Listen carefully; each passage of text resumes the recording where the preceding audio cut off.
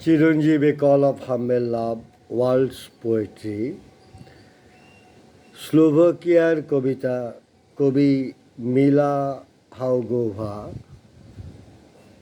Translated Saif Fateur Rahman, reader only Debashis. পড়ছি Mila হাউগোভার কবিতা এক নারীর একক সংলাপ।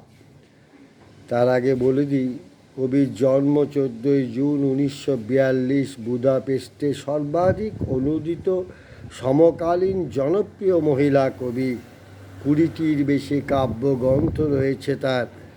মিলা হাউগোভা মূলত প্রেম, নারী শরীর, মাতৃত্ব, স্মৃতিময়তা, পরাবাস্তবতা ইত্যাদি নিয়ে কাজ করেছেন। মধ্য ইউরোপের পৌরাণিক কাহিনী তার কবিতায় খুব সুন্দরভাবে প্রতিফলিত হয়।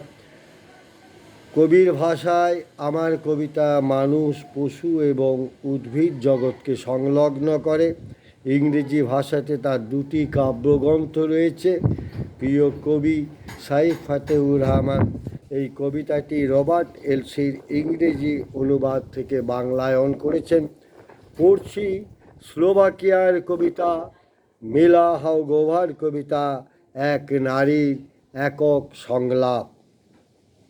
এ ওমেন্স মনোলোগ। প্রিয়, কোন চোখে দেখব তোমাকে, কোন চোখে?